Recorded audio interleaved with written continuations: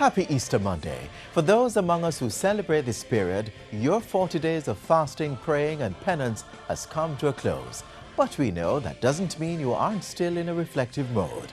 For those of us who gave up certain habits for Lent, maybe you can go one longer.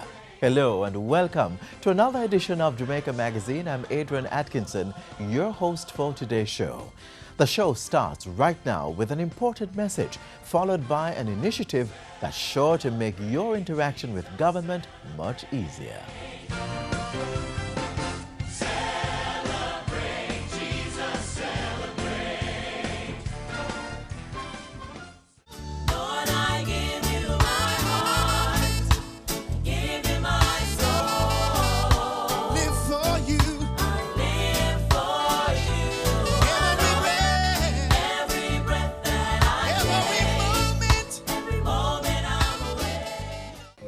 Experiencing flu-like symptoms such as coughing, fever or runny nose?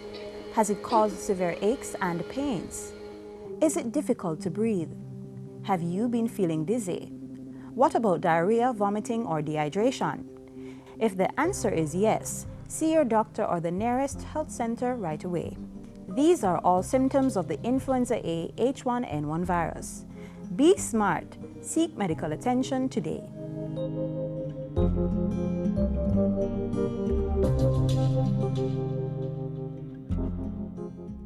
Don't make diseases spread. Wash your hands with soap and water instead. Wash them regular or use a hand sanitizer. Make sure the germs them dead. Touching your eyes or your mouth or your nose. Wash your hands before you do things like those. After you use the bathroom before preparing food, come on, wash your hand them clean. Government is committed to the elimination of bribery and corruption within its services. The body responsible for corruption prevention was at a JIS think tank session recently. Get more information right now.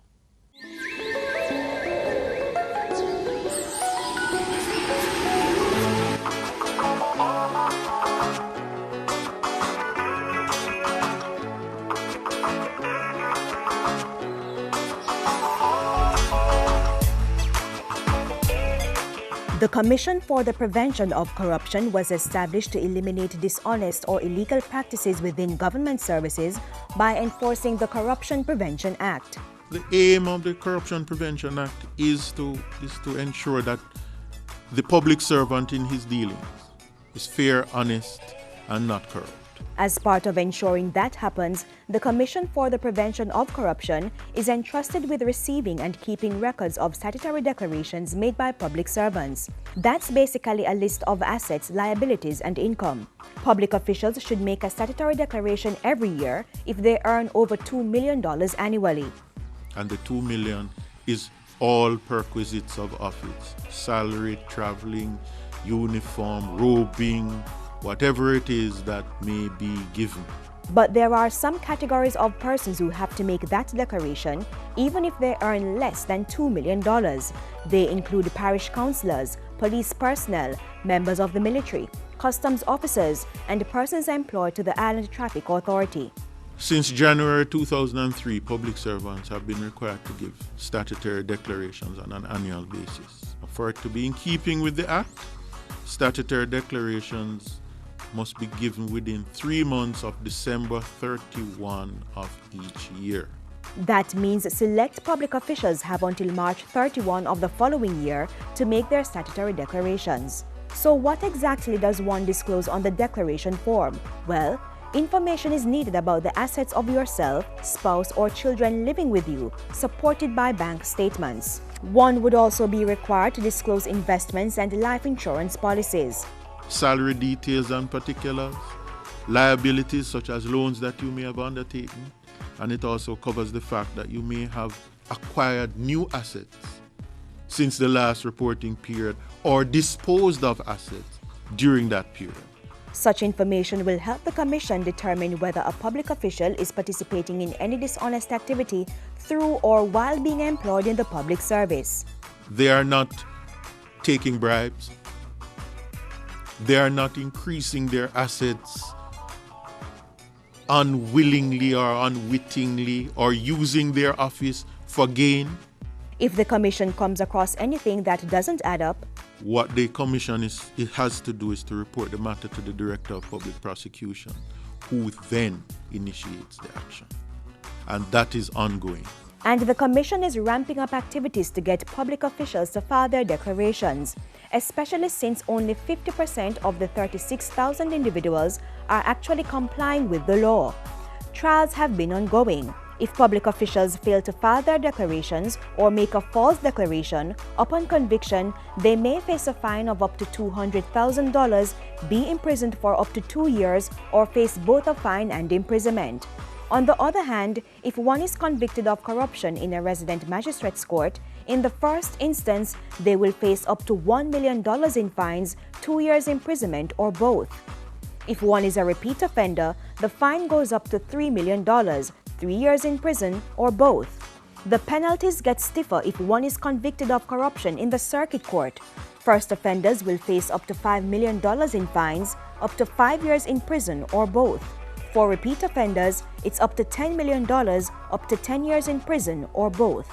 The Commission for the Prevention of Corruption, using statutory declarations to assess the assets and liabilities of select public officials, stamping out dishonest practices, building integrity in the public service. For more information, contact the Commission at 968-6227 or visit their website cpcpd.gov.jm.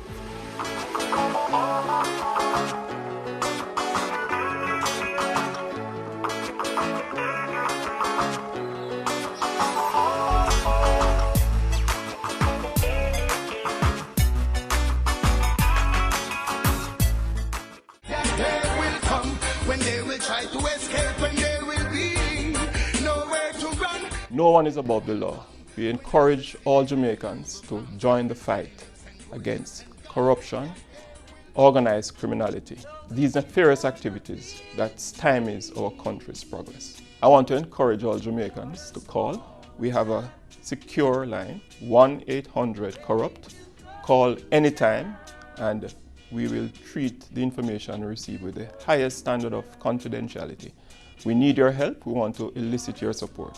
Call 1-800-CORRUPT. That's 1-800-267-7878. Be the change. Report corruption today.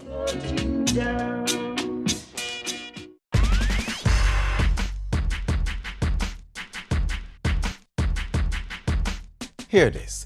Paying your taxes is very important. That is how the government provides its citizens with services. The taxes you pay help to keep the public schools open, the hospitals staffed and running, the ambulance, fire and police services equipped and ready to respond to your calls. Taxes assist in road maintenance and repair, as well as pay the men and women who provide these essential services. So please, pay your taxes. Do your part in making Jamaica the place of choice to live, work, raise families, and do business.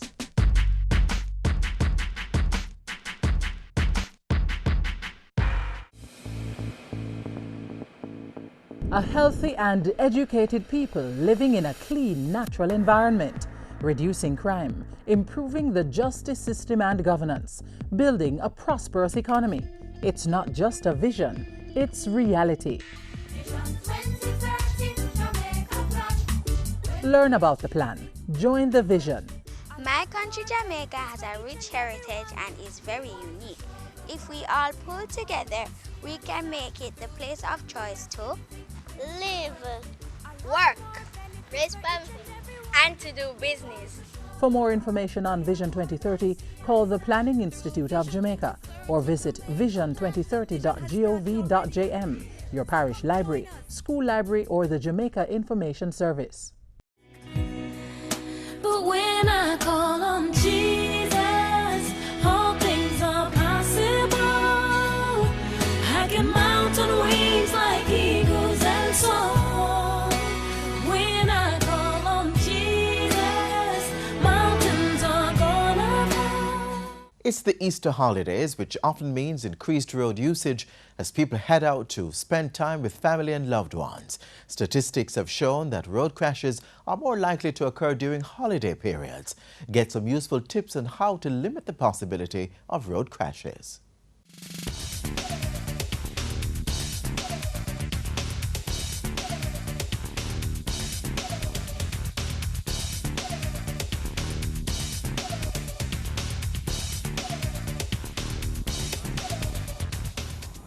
A motorist's ability to fully concentrate on the road is extremely important.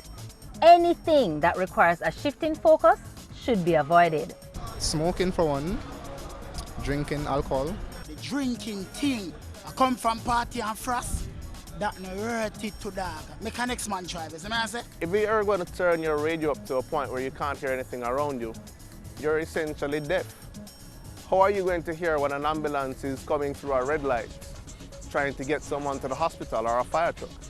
You're going to drive into the intersection and create an accident. You can get distracted just about anyhow. You know, but yeah, because putting something in your mouth, you can just bop your eye and, you know, in space of a second, you are alive and others. Reading newspaper is a no-no. You cannot be reading and driving at the same time. It's a no-no. There's a loud music coming from some of these vehicles. Also, the way the public passenger vehicles drive, you have to be on the lookout for them at all times. Something happen, like an accident happen, everybody slow down to look what is happening. I've oftentimes been concerned about some of these very bright billboards that they put up at the driver's eye level. Oftentimes so bright that you can't even see the traffic light from the billboard. The traffic environment is a busy one. Road users, drivers especially, have to be concerned with everything that is happening around them. But sometimes they engage in activities that limit their ability to be fully alert or react appropriately to situations. Driving distractions amount to anything that requires a driver to take his or her hands and eyes off the steering wheel or the road. Studies have shown that distracted drivers are setting themselves up for varying calamities. Drivers who use handheld devices are 4 times as likely to get into crashes serious enough to injure them. Using a cell phone while driving, whether it's handheld or hands-free, delays a driver's reaction as much as having a blood alcohol concentration at the legal limit of 0.08%. A driver sending a text message only has about 9% control of the steering wheel and the vehicle at the given time. Being distracted causes drivers to react more slowly to traffic conditions or events, such as another vehicle stopping or making a left turn or pulling out from a side road. Distracted drivers fail more often to notice or recognize potential hazards, including pedestrians, bicycles, or debris on the road. While these statistics are mainly from the United States, the situation in Jamaica is no less alarming, and authorities are taking note. If it is that you are not familiar enough with your device that you can use it, find a play button without having to look at the device and take your eyes off the road and take your attention off the road, then don't use it. Set it before you start your journey, have your playlist ready, and continue on your journey. If you need to pay attention to it, pull off. It takes 25 seconds the most. Address your device, get the music you want to listen to, and continue on your way. It is more important that you pull over, because sometimes the time you take to answer the phone, you're focusing on what you're hearing and not even paying attention to the road. Consultation is taking place here in Jamaica about a law to ban the use of cell phones while driving by imposing fines and other sanctions. In the meantime, drivers of public passenger vehicles should not use cellular phones while driving. Not ban altogether. If they use the earpiece, fine. As long as their hands are free to do the controls of the car. Not really ban it, but a person himself must be more conscious, more conscious knowing that, all right, we have people in the vehicle, or may I protect myself and other people at the same time.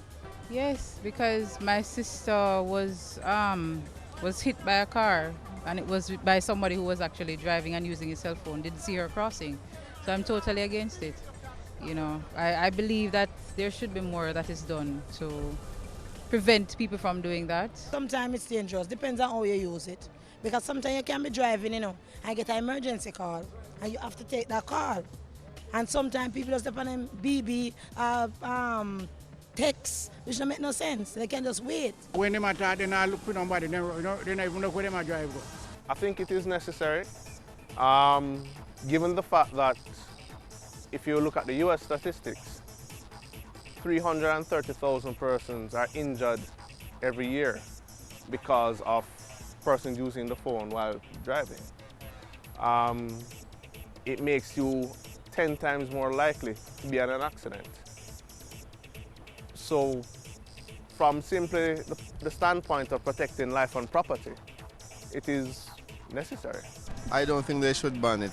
There could have been some regulation where you use an earpiece or something, because if everybody have to pull over when you get a phone call, you're going to have chaos on the road.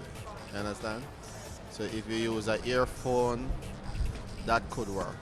Using earphones or hands-free kits may allow a driver to still maintain control of the vehicle with his or her hands.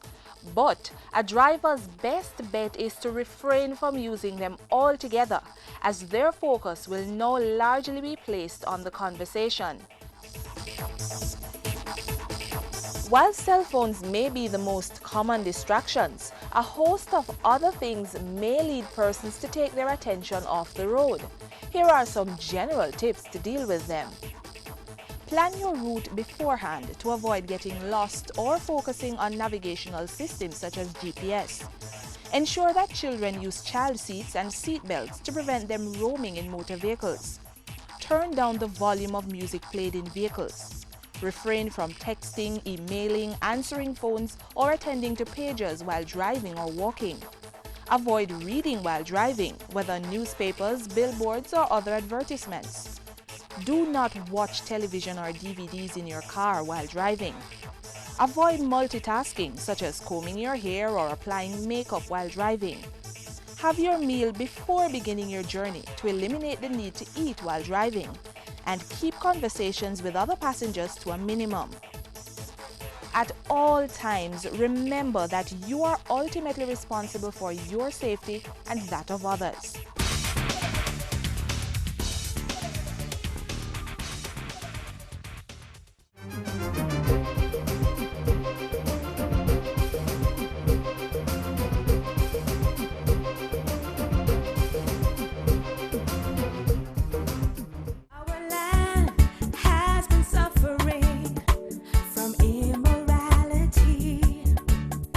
This is Ibo Cooper of Third World, lecturer at Edna College, chairman of Jamaica Reggae Industry Association, saying to Jamaica, whether young or old, look around you and see what you have right throughout the year.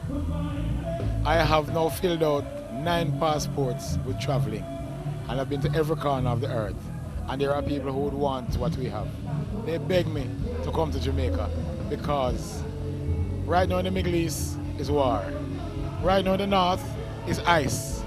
We have a beautiful place. Please preserve it. Love one another. Like how my granny did tell me to love people. The lady who don't have nothing to eat, a shut in, make sure she's alright. The people them who can walk like me and you, make sure them alright. I see a youth the other day try to rob a blind man. My youth, what you do? We couldn't do them thing there. Help the blind. Help the pregnant lady. Love, you can't beat it. Let's join hands and hearts together and make Jamaica a land of love. Take me to the King. Don't have much to bring. My heart's torn to pieces. It's my offering. Lay me at the This next feature is for our children who are home for the Easter holidays.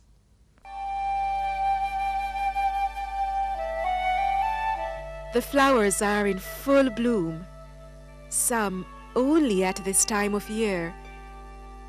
A reminder to many of the new and bountiful life Jesus Christ gave to all in dying on the cross for the sins of mankind, and also of the innocence, purity, and love of Jesus Christ. We are at that time of year once again, when many reaffirm their faith. And for others, especially in the colder parts of the world, it's a celebration of the beginning of spring, or for some, just a time to get away with the family. Since the 2nd century, Easter has been a holy celebration, making it the oldest Christian observance after Sabbath, and unlike Christmas, it has been celebrated without interruption since New Testament times. However, as with most Christian holidays, Easter has been secularized, taking on a commercial face. This non-religious side of Easter is, however, not new, as it is believed Easter was in fact originally a pagan festival. The ancient Anglo-Saxons celebrated the return of spring with a huge festival accompanied by much revelry and feasting, commemorating their goddess of offspring and springtime, Easter, also known as Ostara. It would have been suicide for these early Christians to celebrate their holy days with observances that did not coincide with celebrations that already existed. To save lives, missionaries spread their religious message slowly by allowing people to continue with the pagan feast, but to do so in a Christian manner. So as more converts were slowly won over, it was changed to a Christian celebration. The early name Easter or Ostara was eventually changed to its modern spelling Easter. Good Friday, Christians here and in other parts of the world reflect on the cruel death of Jesus Christ on the cross. There are few explanations why the holiday is known as Good Friday, since it commemorates the crucifixion of Jesus. Some scholars believe that good is a corruption of the word gods, while others speculate that good was used to denote holy. In Eastern Orthodox churches, the observance is known as Great Friday. Today in Jamaica and many other parts of the world, it is a day of solemn prayer, and for many, the final day of fasting for the Lenten season, which is a 46-day period just before Easter Sunday. Apart from the religious observations of Easter, the season has been associated with baked goods, eggs and Easter bunnies, and much more. Here in Jamaica, for many, Easter would not be the same without spiced bun and cheese. Whether homemade or purchased, bun and cheese is served in just about every home. But how did this practice of eating buns at Easter come about? Our local buns are an adaptation of hot cross buns, which are served in many parts of the world and had their origin in England. Centuries ago, hot cross buns were made and eaten every Good Friday and were thought to have miraculous curative powers. On the first day of Lent and the 6 weeks that follow, many bakeries and homes baked hot cross buns. We all agree that religious services and other Easter celebrations vary throughout regions of the world and even from country to country. Despite this, there is a binding thread of thought. Easter is a time of new beginnings, joy, a time for reflection, repentance, and sharing of love. I enter the Holy of Holies. I enter through the blood of the Lamb. I enter to worship you only. I enter to honor I am. Lord, I worship you. I worship you. Lord, I worship you. I worship you. For your name is holy, holy, Lord. For your name is holy, holy, Lord.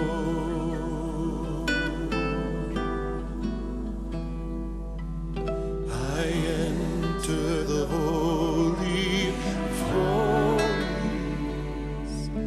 I enter through the blood of the Lamb. I enter to worship you only. I enter to honor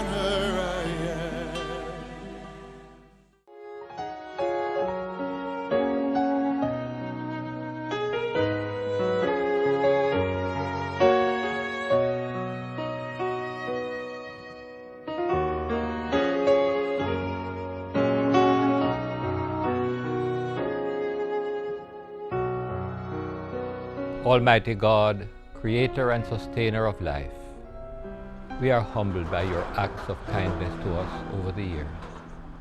You have journeyed with us through the bitter years of slavery and have brought us the gift of our emancipation. We thank you for those who, with determination, have led the way to our freedom. We celebrate another act of your goodness. We have matured. Hallelujah, hallelujah, hallelujah. We give you jubilant praise and thanks, oh God. Gracious God, despite our shortcomings, we have much for which to give you thanks. You have been faithful to us in good times and in challenging times. We pause to give you thanks for all your expressions of love, O God. We celebrate and give thanks for the harmony that exists among us.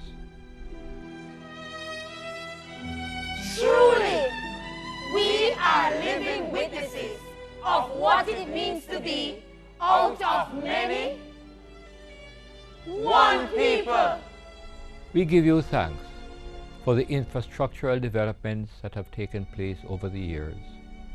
We celebrate and give you thanks, O God, for the giftedness of our people, their kindness and creativity, their indomitable spirit that have resulted in excellence in all areas here at home and within the diaspora.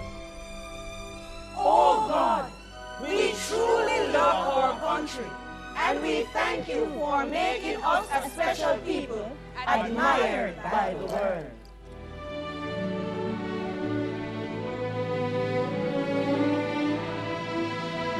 We thank you for all the men and women and young people and children who continue to play their part to make their mark towards our ongoing development. Almighty God, as we move forward, we place Jamaica land we love into your care. Watch over us, enlarge our territory, allow the reign of your peace and justice among us. Establish your kingdom among us and help us to realize our full potential. We ask this in your high and exalted name. Amen.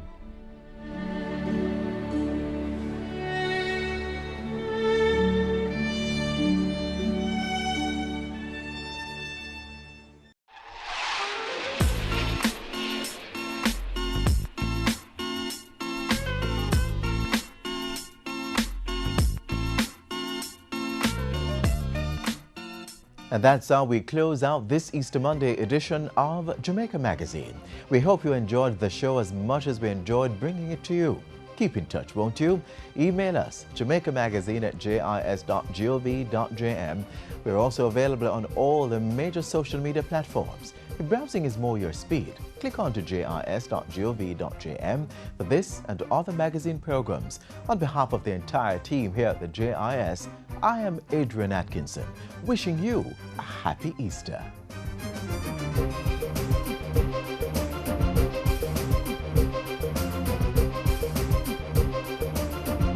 This has been a production of the Jamaica Information Service, the voice of Jamaica.